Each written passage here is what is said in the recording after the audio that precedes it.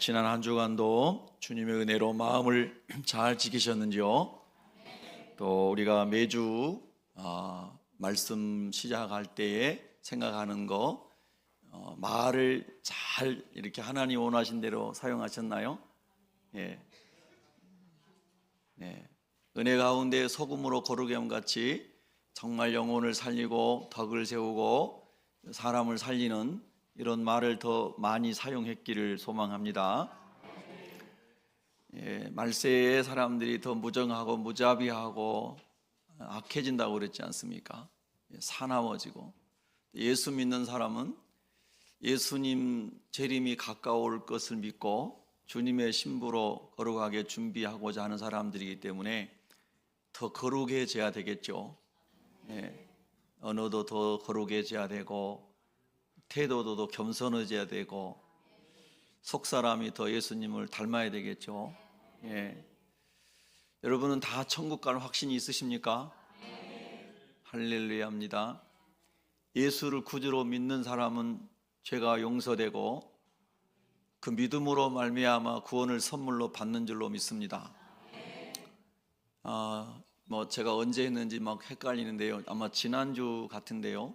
우리 일부 예배 나오시는 우리 새가족 분이 계시는데요.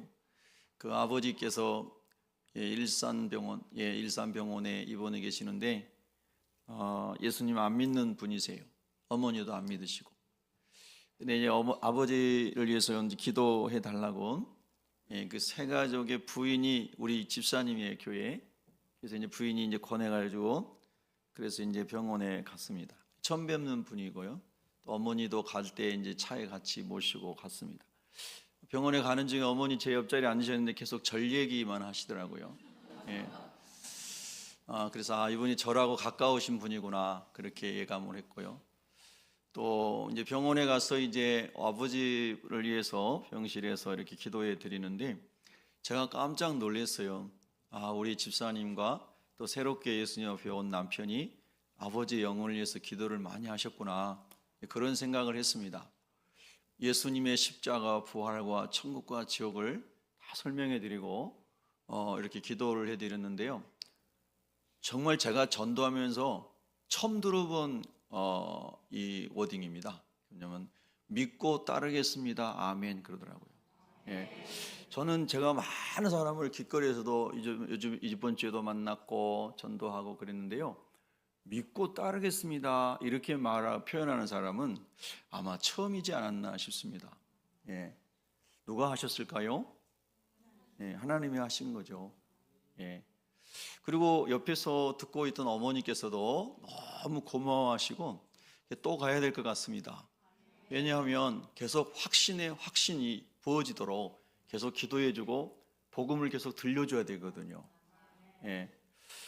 저는 이제 이렇게 살아가면서 주님 오실 때를 늘 기다리는 마음으로 살아가면서 관심사가 항상 복음 전도에 있습니다.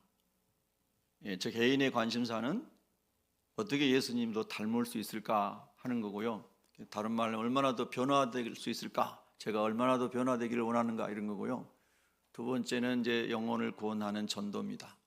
그래서 한 주간이 지나갔을 때 꼭 하나님 저를 통해서 복음을 듣는 사람이 있게 해주시고 하나님의 은혜로 구원받은 사람이 있게 해주세요, 이제 그거고요.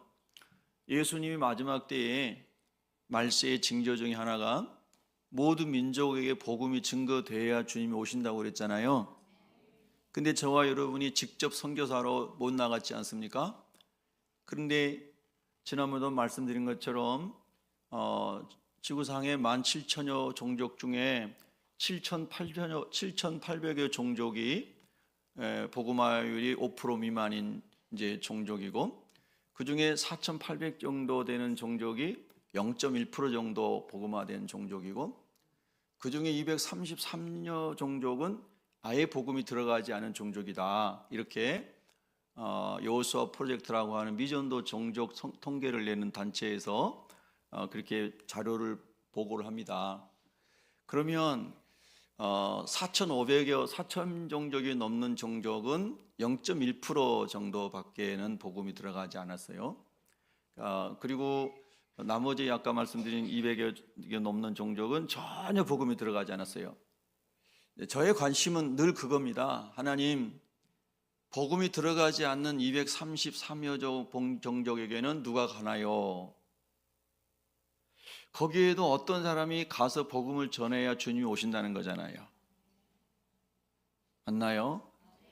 저는 하나님의 관심이 어디에 있는가를 생각한다는 것입니다. 우리는 내가 살고 있는 이 땅에서 내가 평안하고 우리나라가 평안하고 내가 하는 일이 잘 되고 예수님 안에서 복 받으면 되지, 이런 좁은 의미에서만 생각하면 안 된다는 거죠. 하나님의 큰 구원의 관점에서 우리가 모든 민족에게 복음이 증거돼야 주님이 오신다고 그랬는데, 그건 가장 확실한 주님의 말씀이지 않습니까? 할렐루야. 그러니까 우리가 정말 예수님이 다시 오시는 것을 기다리는 사람이라고 그러면은 거기에 관심이 많아야 되는 거 아닌가요? 그렇죠? 그리고 내가 못 가면 하나님, 누군가는 그곳에 하나님의 비전을 받고 선교사로 갈 수 있도록 하나님 인도해 주세요. 그런 비전도 종족에게 복음을 전하러 가는 선교사를 우리가 알게 됐다면 기도로 후원하게 하시고 물질로 후원하게 하시고 동역하게 해주세요. 그것이 하나님의 구원 계획에 우리가 참여하는 거겠죠? 여러분, 우리는 꼭 하나님의 구원 계획인 큰 그림 속에서 내가 어디에 서 있고 어디로 가고 있고 어떻게 하나님의 그 일에 동역하고 있는지를 자기 자신을 늘 돌아볼 수 있기를 바랍니다. 다른 말로 하면 우리의 인생은 하나님과 관계 지어서 항상 생각해야 된다는 뜻입니다. 그걸 놓치고 그냥 땅에서 내가 먹고 살아가는 것에만 몰입돼서 살아가다 보면 주님 오시는 그날에 우리가 부끄러운 구원을 받을 것이라는 겁니다. 예수님을 구주로 믿기 때문에 구원은 받지만 불 속에서 건진받은 사람처럼 부끄러운 구원을 받는다는 것이 사도 바울의 말씀이죠. 성경에 있는 거니까 아멘 합시다. 네, 할렐루야. 여러분 잘 생각해 보세요. 자, 오늘은 제자도 네 번째 시간입니다. 제자도는 먼저 예수님이 제자가 되어야 되겠고, 예수님을 따라가는 길에 들어가야 되겠고, 예수님을 따라가는 그 길에서 어떻게 완주할 것인가, 이거를 묵상하게 한다는 것입니다. 오늘이 종료주일이잖아요. 예수님께서 이 땅에 오셔서 30살쯤에 공적 생애를 시작하셨대요. 그거를 공생애라고 그래요. 모든 사람을 죄에서 건져내기 위해서 예수님이 십자가에 못 박혀 죽으시고 그리고 3일 만에 부활하시고 승천하시고 다시 오실 것인데, 모든 사람에게 하나님 나라를 전하는 그 일을 공생애, 공적인 일을 하는 공생애다, 이렇게 설명을 합니다. 그 3년 동안에 하나님 나라를 전하는 사역을 하시고 마지막 한 주간을 남겨놓고 예루살렘에 들어오셨죠. 그리고 하나님이 예비하신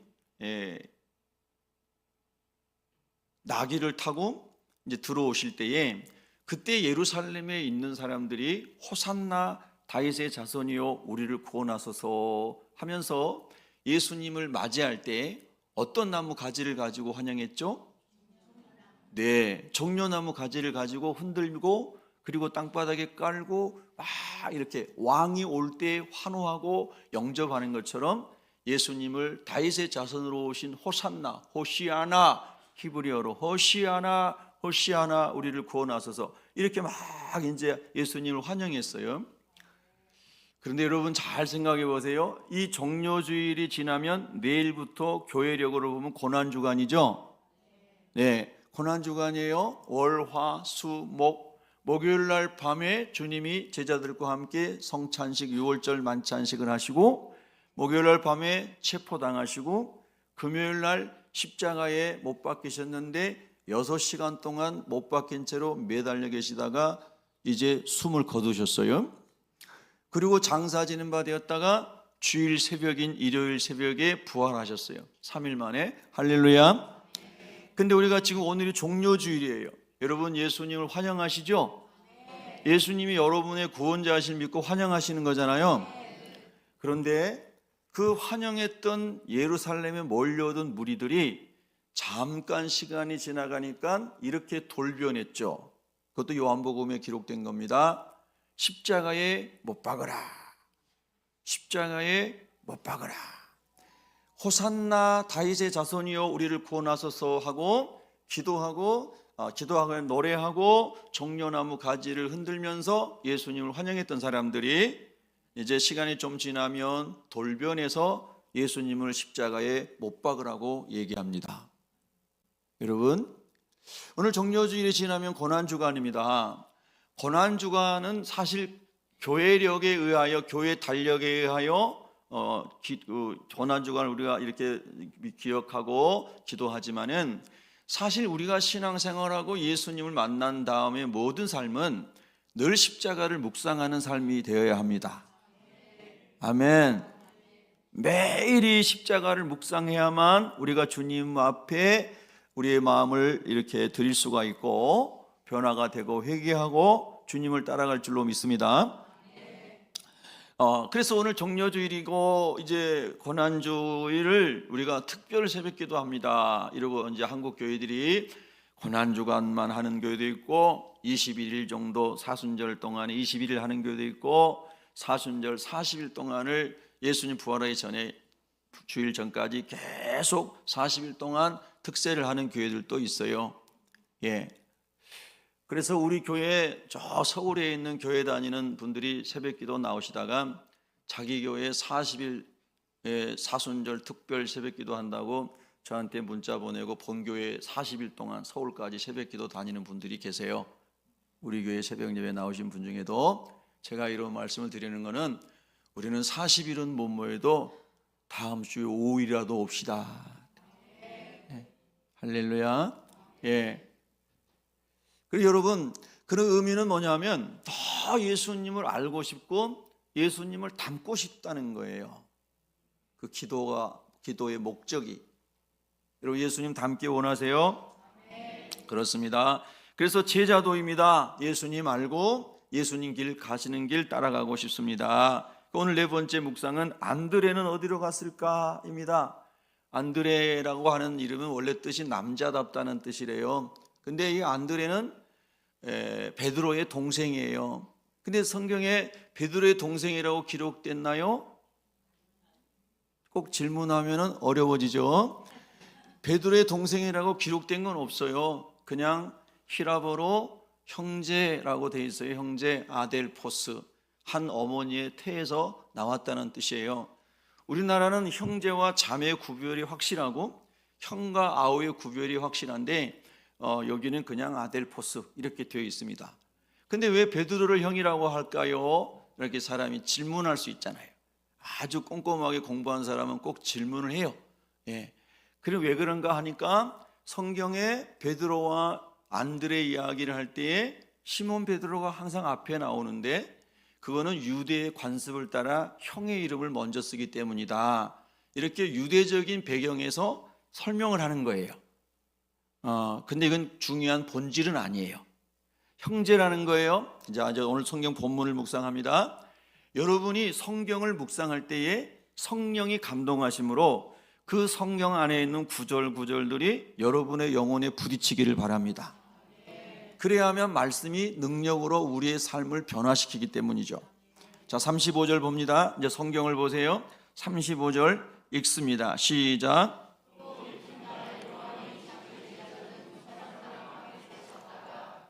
자, 여기 요한이 누구죠? 어떤 요한인가요?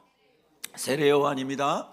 성경의 신약 성경의 요한복음에 나오는 요한 중에 예수님의 사도가 된 사도 요한, 그리고 광야에서 하나님 나라의 회개의 복음을 전했던 세례자 요한, 세례 요한이 이제 크게 두 분이 나오죠. 여기 또 이튿날 세례 요한이 자기 제자 중 두 사람과 함께 섰다가 그랬습니다. 먼저 말씀드리면 이 두 제자 중에 한 사람은 오늘 본문에 나왔는데 누군가요? 안드레입니다. 안드레가 세례 요한의 제자예요. 또 한 사람은 누굴까요? 네, 요한입니다. 우리 권사님 방금 말씀하셨는데요. 요한은 요한복음을 기록하면서 자기 이름을 숨깁니다.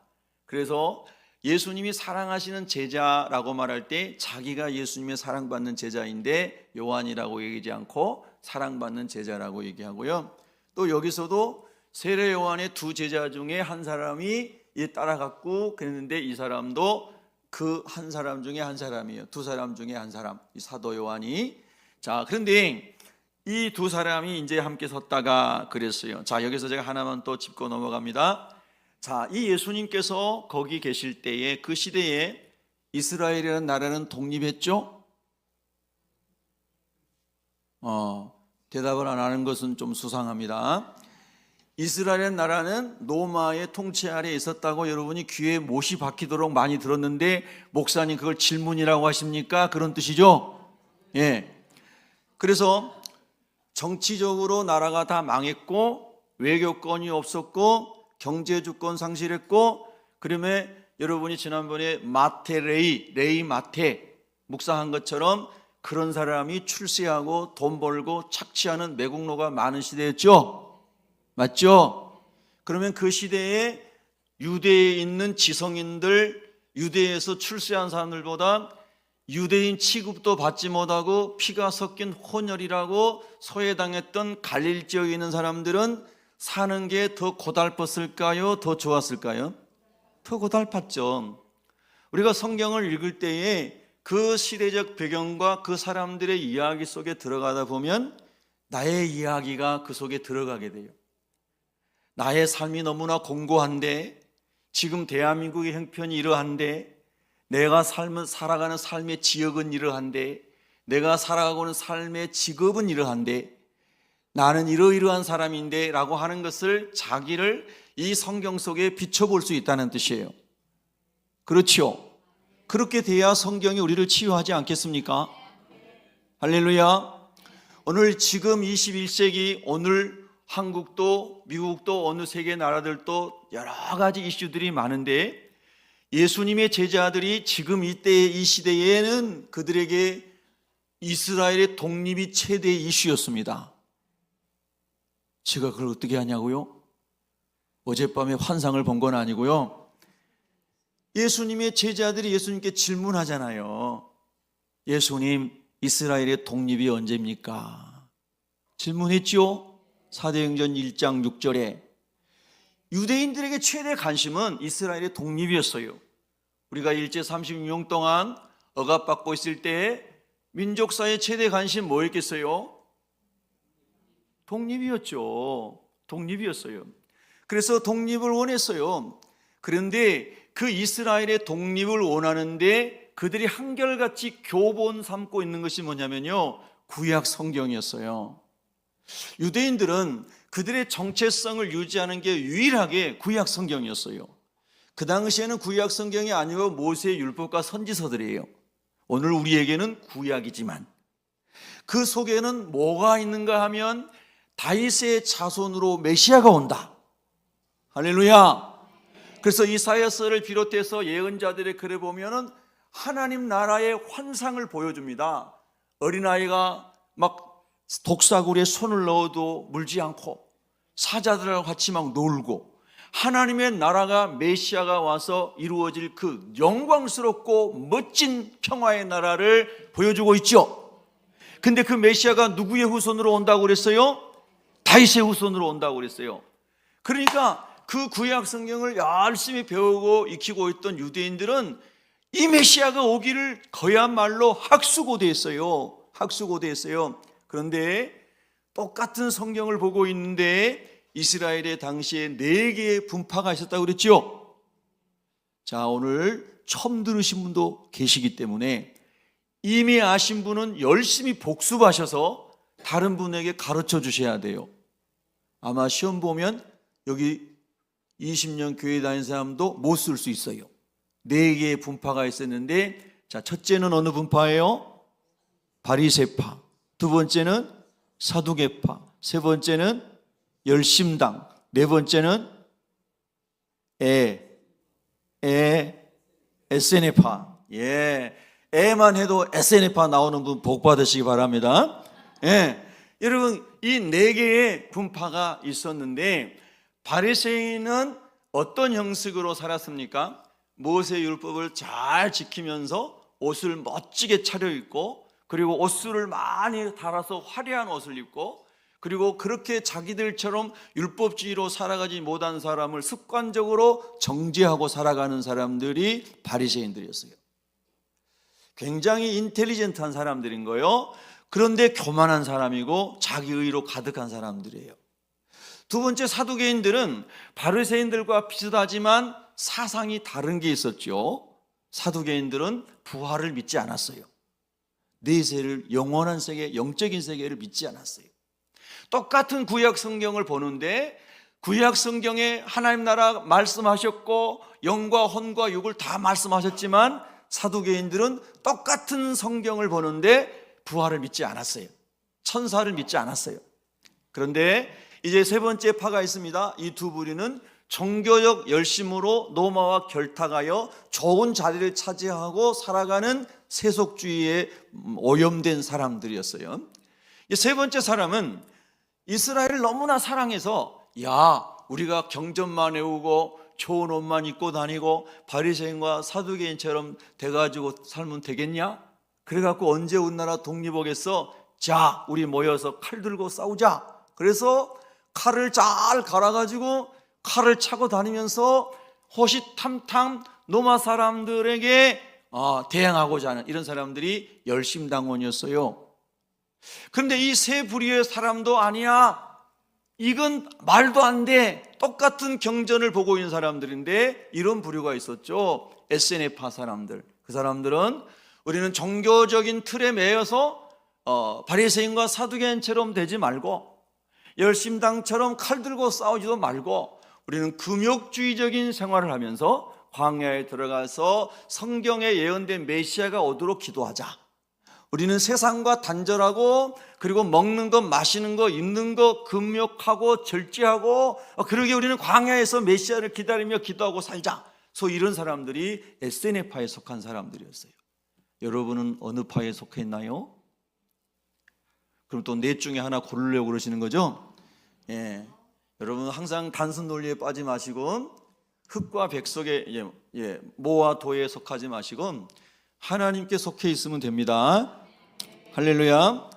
근데 세례 요한은 어느 파당에 속했을까라고 학자들이 연구할 때에 세례 요한은 제사장 가문에서 태어났죠. 율법을 잘하는 사람이었어요. 그런데 성령으로 충만해서, 어머니 태중에서부터 성령으로 충만해서 예수님을 알아본 사람이었죠. 특별한 사람이었죠. 할렐루야. 그래서 세례 요한은 예수님의 길을 예비하라고 이 땅에 보내진 사람이었기 때문에 그가 받은 소명의 길을 세례 요한은 가요. 그런데 세례 요한은 광야에서 살았죠. 그리고 광야에서 나오는 메뚜기와 석청을 먹고 살았죠. 그래서 성경학자들은 세례 요한은 SNF파의 부류에 속한 사람이라고 분류는 해요. 그렇지만 세례 요한은 예수 그리스도가 구원자로 오시는데 그분의 길을 예비하기 위하여 성령으로 충만하여 하나님이 예비하신 사람인 거예요. 아멘. 자, 이때에 갈릴리 바다에서 북쪽의 가버나움 부근에서 고기잡이를 하고 있던 사람들 중에 오늘 성경에 나오는 안드레가 있고 시몬이라고 하는 베드로가 있고 요한이 있고 야곱이 있고 빌립이 있는데, 이 사람들은 주로 가버나움에서 가까운 벳세다라고 하는 동네 사람들이었어요. 벳세다라고 하는 동네에서 태어나가지고 좀 더 갈릴리 호수에 가까운 가버나움에 와서 고기를 잡고 동업을 하면서 살아가는 사람들이었어요. 근데 여러분, 제가 여기서 여러분들이 함께 묵상하기를 원하는 것이 뭐냐면요, 이 형제인 베드로와 안드레는 같은 어머니 뱃속에서 태어나고 같은 고기 잡는 직업을 가지고 살아가고 같은 갈릴리 사람이고 바로 그 가버나움에 있는 회당에 같이 다니는, 한 가버나움 회당에 가서 함께 율법을 배우는 형제였는데 그들이 선택한 길은 달랐다는 거예요. 형인 시몬 베드로는 무슨 당이었어요? 열심당원이었어요. 낮에는 금을 던지는 사람이지만 밤에는 칼 차고 다니는 사람이었어요. 안드레는 누구의 제자였어요? 세례 요한의 제자였어요. 안드레는 똑같은 형제고 한 집에 살고 있는데 형은 칼을 차고 봉기를 위해서 열심당해서 일하는 사람이고, 안드레는 메시아에 대해서 말하고 있는 사도 세례 요한의 마음이 끌려서 세례 요한에 가가지고 진리를 탐구하고, 성경에 말씀하시는 메시아가 진짜 누굴까? 세례 요한의 메시지는 특별하다. 세례 요한에 가서 배워야 되겠다. 그래서 세례 요한에 가가지고 세례 요한의 제자가 된 거예요. 같은 형제인데, 같은 시대를 살고 있는데, 같은 민족적인 어떤 아픔을 갖고 있는데 두 형제의 선택은 전혀 달랐다는 거예요. 오늘날도 비슷하지 않나요? 우리가 살아가는 역사 속에서 누구를 따라갈 것인가, 어디로 갈 것인가 하는 질문 앞에 부모도 형제도 부모 자녀도 선택이 달라질 수 있다라고 하는 겁니다. 예, 어떻게 좀 공감이 되시나요? 예. 근데 여러분, 세례 요한의 제자가 되었던 이 안드레가 세례 요한을 열심히 따라다니면서 배우는데, 세례 요한이 야 제자들아, 나는 아무것도 아니야. 너희들 구약 성경 다 회당에서 배웠잖아. 가버나움 회당에서 내 배웠습니다. 거기 메시아가 온다고 그랬지? 맞습니다. 누구의 후손으로 온다고 그랬냐? 다윗의 후손으로 온다고 그랬습니다. 그분이 오면 어떻게 된다고 그랬어? 그분이 모든 사람을 죄에서 해방시키는 구원자로, 유월절 어린 양으로 메시아로 오신다고 성경이 말씀하신 것을 선생님이 가르쳐 줬습니다. 그렇지? 네, 그렇습니다. 나는 그 예수님의 길을 너희들에게 알려주라고 하나님이 먼저 보낸 사람이야. 나는 그분의 신발끈도 매거나 풀 수도 없을 정도로 천한 사람이야. 나는 너희들에게 성경이 말씀하시는 회개의 세례를 받으라고 전하지만 내 뒤에 오시는 분은 말이야, 성령으로 너희에게 세례를 주실 분이야. 그분이 오시면 내가 너희들에게 말해줄 거야. 저분이 세상 죄를 지고 하는 하나님의 어린 양이라고 내가 말해줄 거야. 그러면 너희는 가차없이 나를 버리고 그분 따라가야 된다. 할렐루야. 그분은 흥하여야 되고 나는 망해야 돼. 이렇게 말한 사람이 누구예요? 세례 요한이에요. 그렇게 안드레는 세례 요한에게 속해가지고 그 메시아가 언제 오실까? 그분이 어디서 어떻게 갑자기 출현하실까? 이 기대감에, 예수님을 기다리는 그 기대감에 세례 요한을 따라다니면서 막 마음이 거기 설렜던 사람이에요. 근데 베드로는 칼 들고 열심당에 가가지고 혁명을 일으키고 싸우고자 하는 모임에서 늘 혈기가 가득해가지고 분노로 가득한 그런 유형의 사람이었다고 제가 얘기한 게 아니고 신학자들이 이렇게 써놨더라고요. 다혈질적이고, 베드로는. 그리고 안드레는 담즙질적인 성향이어가지고 조용한데 개인적으로 깊이 진리를 추구하고 그 진리가 믿어지면 그 진리를 전하는 사람이었다는 거예요. 형제에도 참 기질이 달라요. 같은 교회 안의 신앙생활에도 너무 달라요. 그런데 그 다름을 잘 수용할 수 있기를 바랍니다. 제가 말씀드렸죠. 여러분 이걸 늘 생각하세요. 어거스틴이 말했어요. 신앙생활할 때 겸손 말씀했고요. 본질에는 일치를, 비본질에는 뭐예요? 관용을. 따라하세요. 비본질에는 관용을. 이거 굉장히 중요합니다, 여러분요. 본질이 일치한다면 예수가 그리스도십니다. 우리의 삶의 목적은 주님의 영광을 위한 것입니다. 영혼을 구원하기 위한 것입니다. 주님의 몸된 교회를 세우기 위한 것입니다. 할렐루야. 본질이 일치한다면 비본질에서는 리더십을 따라 순종하시기 바랍니다. 그래서 리더가 있는 겁니다. 할렐루야. 여러분 굉장히 중요한 거예요. 비본질에서 다양한 의견이 나올 때 맨날 투표하겠습니까? 다수를. 리더가 기도하고 순종하는 데 따라가시기 바랍니다. 가정에서도 본질이 일치한다면 부모님의 말씀에 순종하셔야 되는 거예요. 할렐루야. 그러면 여러분에게 유익이 됩니다. 깨달아지지 않아도 순종만 하면 복이 됩니다. 할렐루야. 첫째가 중요합니다. 본질이 그리스도 중심이어야 됩니다. 두 번째는 그 본질이 맞다면 비본질적인 거 많이 관용할 수 있는 사람이 품이 넓은 사람입니다. 은혜를 깊이 체험한 사람이에요. 할렐루야. 세 번째는 어거스틴이 말했어요. 모든 일은 사랑의 동기로 해라. 사람을 살리려고 사랑의 동기로 해라. 네 야망을 드러내려고, 네가 높은 자리에 올라가려고, 네 주장 펼치려고 하지 말고 사랑의 동기로 해라. 할렐루야. 여러분, 이거 저와 여러분이 꼭 기억할 수 있기를 바랍니다. 아멘. 할렐루야. 자, 제가요, 여러분 아멘 작으면 항상 제가 이렇게 우스갯소리 하잖아요. 설교 길게 한다고.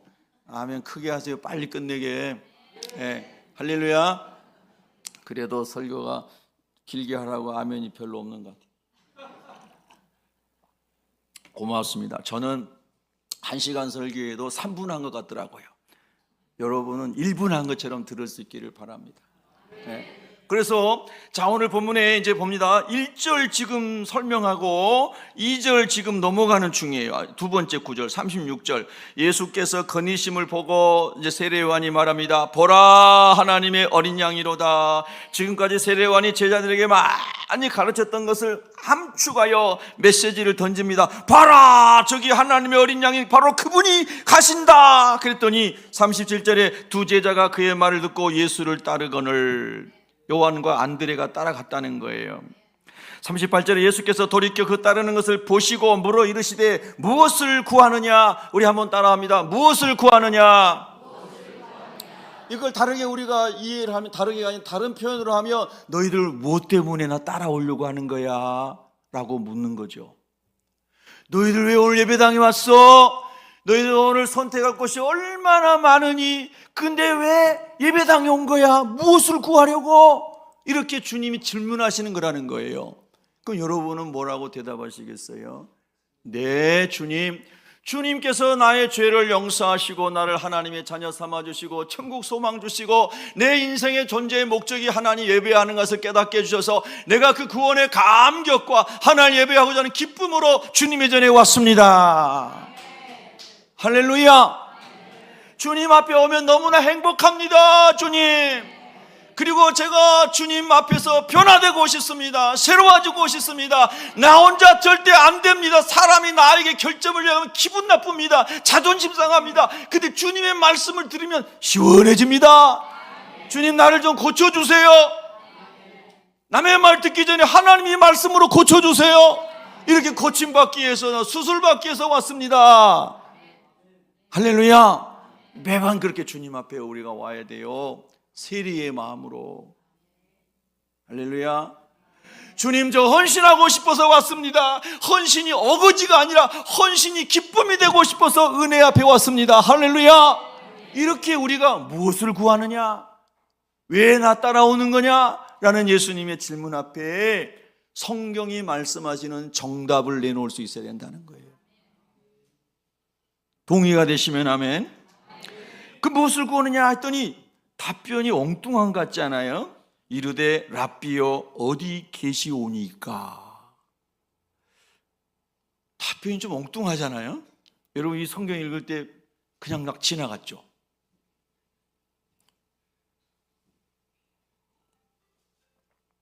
이게 무슨 뜻일까요? 어떤 학자가 주석에 넣은 거, 해석에 넣은 걸 보니까요, 참 일리가 있더라고요. 여러분 세례 요한을 이 제자가 하루 이틀 따라다닌 거 아니겠죠? 근데 예수님께서 무엇을 구하나 할 때 예 예수님 하고 한마디로 해결이 될까요? 안 되겠죠.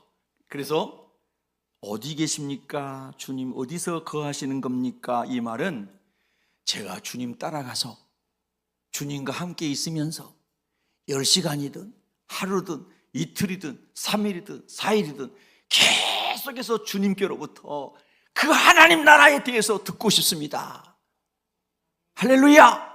바리새인들이, 사두개인들이, 열심당들이, 어떤 사람들이 말하는 것보다 차원이 다른 메시아 당신이 직접 여기 오셨으니 당신으로부터, 위대하신 메시아로부터 많이 듣고 싶습니다.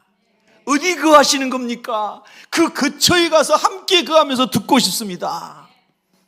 그런 의미라고 어떤 학자가 설명해 놨는데 정말 공감이 가더라고요. 예. 할렐루야. 여러분, 그렇게 주님을 가까이 하는 것이 기쁨이 되기를 바랍니다. 아멘이시죠? 그러니까 주님의 제자가 되려면, 그래서 첫 번째가 주님과 함께 거함의 시간이 많아야 됩니다. 주님과 함께 거함의 시간이 많아야 돼요. 여러분 보면요, 어린아이들이 아주 어렸을 때는 엄마 쫄쫄쫄쫄 따라다니고 엄마 눈에 안 보이면 막 울고 찾고 막 이럽니다. 다 그런 경험하셨죠? 조금 크면 이제 친구에게 조금씩 마음이 옮겨갑니다.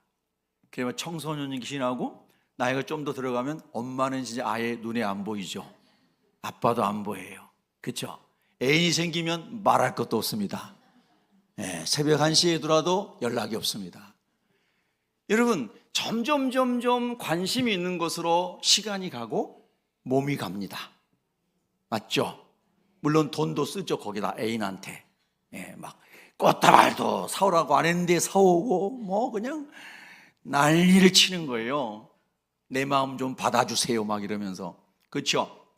여러분, 이 안드레의 마음은 그런 땅의 생각이 아닌 영혼에 대한 갈망이, 하나님 이렇게 혼탁한 유대 사회에 여전히 억압받고 고통스럽고, 그리고 레위 같은 사람들의 더 어렵게 하는 이런 동족들, 매국노 같은 사람들, 이 많은 이렇게 어지럽고 혼란한 시대에 우리 영혼에 좀 자유함을 얻을 수 있을까요? 예수님 만나서 이야기하면 제가 생각이 정리가 될 수 있을까요? 영혼의 평화가 찾아올 수 있을까요? 정말 메시아라면, 당신이 메시아라면 정말 당신과 함께 오래 있으면서 그 비밀을 내가 알 수 있다면 그럴 것 같습니다. 그래서 어디 계십니까? 라고 물어봤다는 거예요. 여러분, 주님은 이제 여러분 안에 거하십니다. 예수님을 모신 여러분의 가정에도 거하시고요, 우리 새빛교회도 거하시고 지상의 모든 주님의 이름으로 모이는 교회에 계십니다. 할렐루야! 이제 그 주님 앞에 거하는 것을 기뻐해야 된다는 거죠. 그리고 주님의 음성을 듣기를 사모해야 된다는 겁니다. 할렐루야! 여러분, 주님 안에서 모일 때마다 그래서 주님께로부터 나오는 말씀을 듣기를 사모하여 주님 거하시는 것을 물었던 안드레와 같이, 요한과 같이 그 하나님의 말씀만이 계속해서 나올 수 있도록 기도하시기를 바랍니다. 그래서 물어봤고 주님이 이렇게 말씀하십니다. 와서 보라. 우리 주님은 정말 사랑이 풍성하십니다. 이 갈릴 사람들은 우대받지 못한 사람이었다는 거 아시지 않습니까? 많은 사람들이 갈릴 사람을 천시했다 이 말입니다. 그 중에서도 이 어부들은 공부도 안 한 사람들이고 비린내 나는 물고기 비린내 나는 사람들이고 그 잡아다가 팔아먹고 생계를 유지하고 이런 사람들, 남루한 옷을 입고 다니고 이런 사람들이에요. 그런데 우리 주님은 바로 그 한 영혼이 천하보다 귀하다. 모든 영혼은 천하보다 귀한 가치가 있다. 아멘. 할렐루야. 참 신기하죠. 지난 목요일에 여기 풍동에서 전도하다가 장로교회 전도해 주러 갔습니다. 풍동에 있는 장로. 그러다 이제 어떤 59세 된 남자를 만났습니다. 신아무개라는 사람입니다.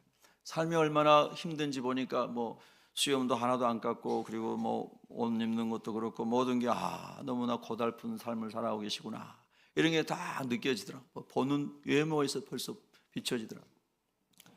그런데 하나님이 그분의 마음을 준비해 놓으셨더라고요.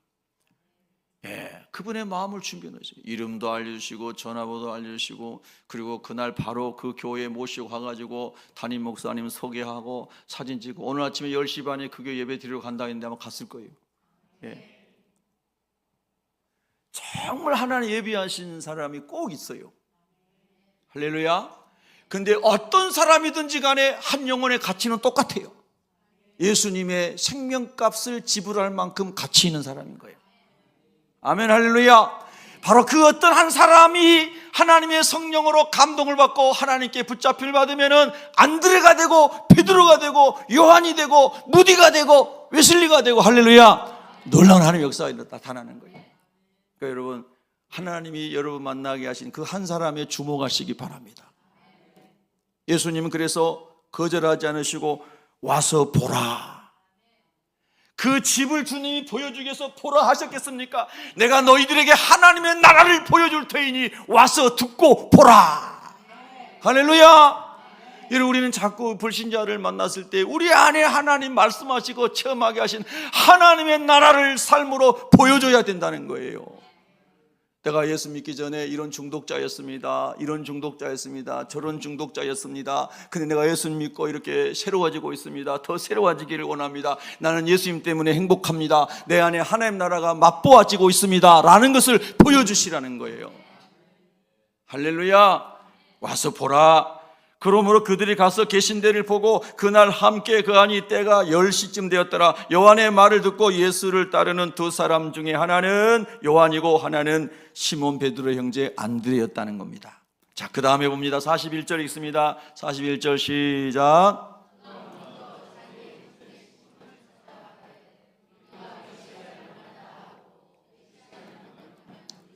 아멘.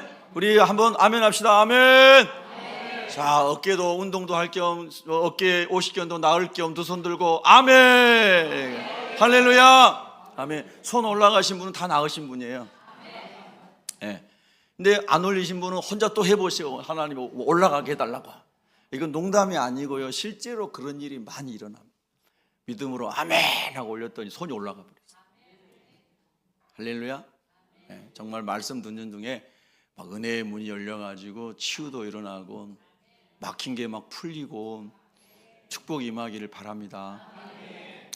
예, 그래서 이제 그 메시아를 만난 기쁨이 안드레의 그 세례 요한을 따라다니면서 인생에 아주 갈망하던 것이었는데 그 메시아를 만났으니까 좋겠어요, 안 좋겠어요?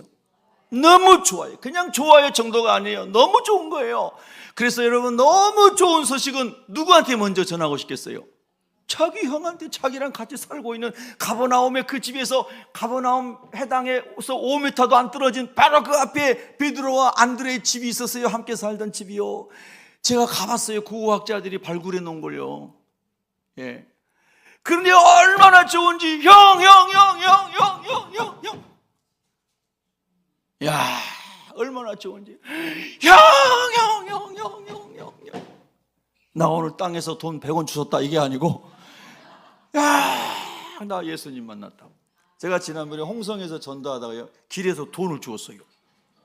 이야, 반짝반짝한 돈을 주었어요. 10원짜리 2개. 얘들 10원짜리라 사람들이 아무도 안 주고 갔나 봐요. 근데 저는 정성스럽게 주워가지고 가져와서 집에다 놔뒀어요. 10원짜리 옛날에 우리 어렸을 때 사탕 10개 샀는데 요즘에는 돈도 아니어가지고 죽지도 않다.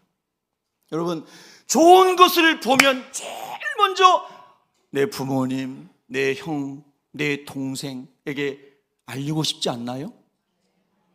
할렐루야. 여러분, 그래서 안드레는 그 기쁜 소식을 먼저 형에게 가서 말하는 거예요. 형, 빨리 칼 내려놓고 내가 만난 예수님 만나러 가자. 형, 열심당 빨리 탈퇴하고 예수님께로 가자. 할렐루야. 그리고 형을 찾아가지고 예수님께로 데려왔다는 거예요. 형님, 예수님이 진짜 메시아라니까요. 형님을 데려갔어요. 그랬더니 시몬 베드로가 동생을 따라갔는데 제가 이런 생각해 본 거예요. 평생에 안드레는 모험적인 삶을 살았을 것이다. 평소에 안드레는 사람들과의 관계가 참 좋았을 것이다. 할렐루야. 그 동생이 얘기하니까 형이, 그래, 내 동생아, 내가 딴 사람 말은 몰라도 네 말이면 내가 따라가야 되겠다. 여러분, 이 정도가 되기를 바랍니다. 예. 그게 복음을 전하는 통로가 되는 거잖아요. 야, 나는 예수는 믿겠는데 네 말은 못 믿겠다. 이러면 참 곤란한 거예요. 그런 사람이 이제 전도하다 보면요. 예. 그 안드레가 이제 형에게 얘기했더니 형이 갔어요. 야, 너무 멋있죠? 여러분의 형제, 부모, 가족이 다 그렇게 주님께로 오기를 바랍니다. 그렇게 와야 돼요. 그게 축복입니다. 오늘 오후에 주님 오신다면 우리 다 들림 받아야 되잖아요. 예. 이제 하나님 나라 간 카터 대통령, 마치 오늘 오후에 예수님 오실 것처럼 삽니다. 그렇게 살았다고 합니다. 그건 100세를 사시고 하나님 앞에 갔습니다. 자, 그렇게 해서 이제 베드로가 왔어요. 여러분, 이제 제가 여기서 그러면 그 이후에 안드레는 어디로 갔을까 하는 것입니다. 자, 짧게 제가 요약하고 마치겠습니다. 세례 요한이 보라 하나님의 어린 양이로다 할 때에 요한과 안드레가 세례 요한을 따라갔습니다. 그리고 세례 요한이 잡혀서 투옥된 다음에 예수님께서 강력하게 회개의 메시지를 전하시기 시작했습니다. 그리고 이 세례 요한이 있을 때에 예수님께로 갔던 안드레는 이미 예수님의 말씀이 소유가 된 사람이었습니다. 형을 전도해가지고 형도 주님께로 인도한 사람이었습니다. 그 다음에 이 형제의 삶은 다시 고기잡이를 하고 있는 사람이었습니다. 그런데 예수님께서 이제 초청을 하시는 겁니다. 마가복음 본문에, 마태복음 본문에 쭉 나옵니다. 고기를 잡고 있는 그들에게 예수님이 가셔서 나를 따라오라, 내가 너희를 사람을 낚는 어부가 되게 하겠다. 할렐루야. 첫 번째 세례 요한을 통해서 예수님께로 가서 예수님 말씀을 듣고 두 형제가 구원을 얻는 믿음을 가졌다면, 이제 두 번째 예수님께서 찾아오셔서 초청하시는 것은 너 예수님 믿고 물고기만 잡고 평생 살다가 가지 말고 이제 사람을 죽기로 인도하여 너희들처럼 하나님의 자녀가 되게 하는 사람 낚는 어부의 사명을 가지고 살아라. 그래서 예수님 초청하셨다는 거예요. 그랬더니 두 제자가 배와 그물을 버려두고 예수님을 따라가니라. 할렐루야. 우리가 아직 베드로를 이 제자도에서는 아직 묵상하지 않았죠. 예전에 다 묵상한 거잖아요. 베드로는 십자가에 거꾸로 못 박혀서 순교했다고 우리가 다 들었죠. 안드레는 가이표 십자가에 매달려서 순교했어요. 못 박혀서, 거꾸로 못 박혀서 순교하는 것도 너무나 고통스러운데 줄로 묶인 채로 죽을 때까지 처형을 했어요. 그러니까 하루에 죽은 게 아니고 이틀에 죽은 게 아니고 수많은 고통을 견디다가 안드레는 가이표 십자가에서 순교했어요. 오늘날의 그리스 지역에서 여러분, 너무너무 고통스럽게 두 형제가 순교한 건데 하나님의 은혜로 승리한 줄로 믿습니다. 여러분,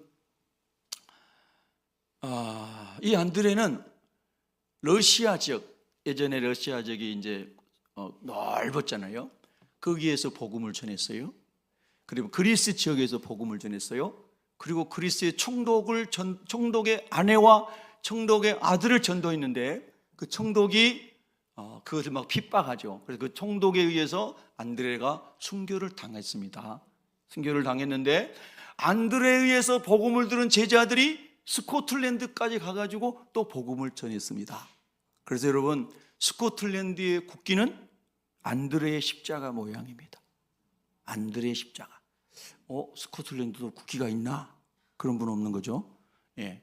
한번 여러분 예배 끝나고 휴대폰을 검색해 보세요. 이렇게 가이표 십자가가 안드레의 십자가입니다.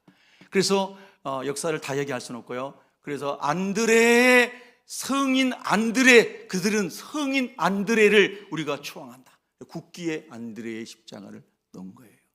여러분, 안드레의 영향력은, 거룩한 영향력은 오늘날까지 있습니다. 그래서 여러분이 기독교 역사에 보면 처음에는 예수님을 따르던 그 제자들에 의해서 계속해서 번져갔던 교회는 하나였죠.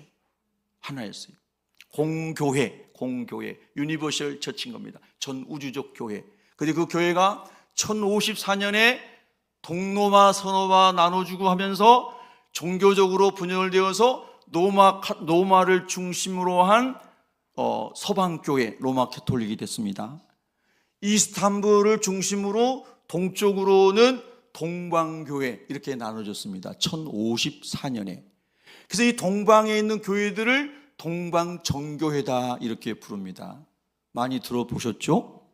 서쪽에 있는 교회를, 이스탄불을 중심으로, 로마 중심으로 서쪽에 있는 교회들을 이제 나중에 로마 캐톨릭이 된 것입니다. 로마 캐톨릭은 선행으로도 구원받는다고 말하기 때문에 복음에서 멀어졌다. 이렇게 해서 개신교가 나온 겁니다. 구원은 오직 예수 이름을 믿음으로 곧 받습니다. 네. 할렐루야. 동방의 교회 중에서 그리스 정교회, 러시아 정교회 지금도 존재하고 있습니다. 그 그리스 정교회, 러시아 정교회 모든 뿌리는 안드레의 복음 전도와 순교에서 나왔다. 이렇게 교회사가 이야기합니다. 놀랍잖아요. 여러분, 놀라운 일이에요. 하나님의 성령을 받고 하나님의 성령의 인도를 받고 그 당시에 예루살렘에서 러시아 전체와 그리스는 엄청나게 광활한 지역이었습니다. 근데 안드레는 정말 하나님의 말씀을 진지하게 충성스럽게 전하다가 순교한 하나님의 사람으로 살았다는 겁니다. 여러분, 여기까지 하나 더 말씀하고 마치겠습니다. 어떤 사람들은 말합니다. 세속적인 기준에서 베드로가 위대하냐, 안드레가 위대하냐, 바울이 위대하냐, 바나바가 위대하냐, 뭐 이런 식으로 자꾸 사람들을 크기로 나누려고 하고, 더 성공한 사람, 성공하지 못한 사람, 위대한 사람, 그렇지 않은 사람으로 구분하려고 하는 그 죄성이 우리 안에 있습니다. 그건 저는 죄성이라고 말하고 싶습니다. 예수님은 마태복음 25장 비유 여러분 잘 아시는 것처럼 1달란트, 2달란트, 5달란트 비유에서 2달란트를 더 남긴 사람, 5달란트를 더 남긴 사람 똑같이 칭찬하셨죠. 할렐루야. 하나님은 베드로에게 주신 것을 베드로가 잘 감당했을 때 베드로는 으뜸이 된 것이고요, 안드레에게 주신 사명과 그의 기질을 복음을 위해서 잘 활용했을 때 안드레도 으뜸이 된 것입니다. 할렐루야. 이 사실을 우리가 기억했으면 좋겠습니다. 그래서 안드레는 참으로 복된 사람입니다. 하나님 앞에 그가 살아갈 때, 또 제자로 살아갈 때 자기가 자기 형을 전도했는데 자기 형은 이제 나중에 마치 수지자처럼 그렇게 앞에서 막 큰 일을 하는 사람처럼 보이고 자기는 거의 무명의 사람처럼 보이는데 그것 때문에 안드레가 형을 시기하거나 질투한다는 얘기는 없습니다. 여러분, 하나님 여러분에게 주신 은사와 여러분에게 주신 사명에 감사하시고 그 길을 행복하게 가시기를 바랍니다. 아멘, 할렐루야. 그것이 축복이죠, 여러분. 하나, 이제 이 안드레 같은 길을 간 사람, 여러분 이쪽 교회 역사에 보면요, 미국과 유럽의 큰 부흥을 이루었던 사람 중에 무디라는 사람이 있잖아요. 드와이트 무디. 이 무디를 전도한 사람이 에드워드 킴벌이라고 하는 보스턴에 있는 작은 교회의 교회학교 교사였습니다. 근데 이 사람 이야기만 하고 제가 마치겠습니다. 이 에드워드 킴벌이요, 누군가에게 복음을 전해야 되겠는데 늘 주저하는 사람이었어요. 입을 여는 게 힘든 거예요. 여러분도 그런 분 한 분 계시죠, 여기? 예. 전하기는 전해야 되겠는데 입이 안 떨어지는 거예요. 근데 성령님께서 자꾸 마음을 미루시는 거예요. 말해라. 어느 날 구두방을 갔는데 구두를 수선하고 있는 남루한 옷을 입고 얼굴이 어둡고 소망이 없어 보이는 청년이 구두 가게에서 일하고 있는 것을 봤어요. 하나님 말씀하시는 거예요. 김보라, 저 청년에게 예수를 말해라. 그래서 에드워드 킴벌이 말했어요. 예수 믿으세요. 그래야 형제도 소망을 갖고 구원을 경험하고 하나님의 자녀가 될 수 있어요. 요 짧은 것을 전했다는 거예요. 그런데 하나님이 감동해서 무디가 미국과 유럽을 성령으로 뒤엎는 하나님의 사람이 된 거예요. 근데 여러분, 무디는 예수 믿는 사람이 거의 다 알지만 에드워드 킴볼은 거의 모른다는 거예요. 그러나 하나님 안에서는 에드워드 킴볼도 위대한 사람으로 드러날 거라는 겁니다. 여러분, 우리가 다 베드로같이 한번 설교해서 3,000명이 돌아오는 사람, 그런 은사를 받은 사람은 아닐 것입니다. 무디 같은 사람도 아닐 것입니다. 그러나 안드레나 킴볼처럼 한 사람에게는 집중할 수 있지 않겠습니까? 할렐루야. 바로 그 한 사람을 주께로 인도하십시다. 부활주일이 그런 주일이 되게 해 주시옵소서. 기도하겠습니다.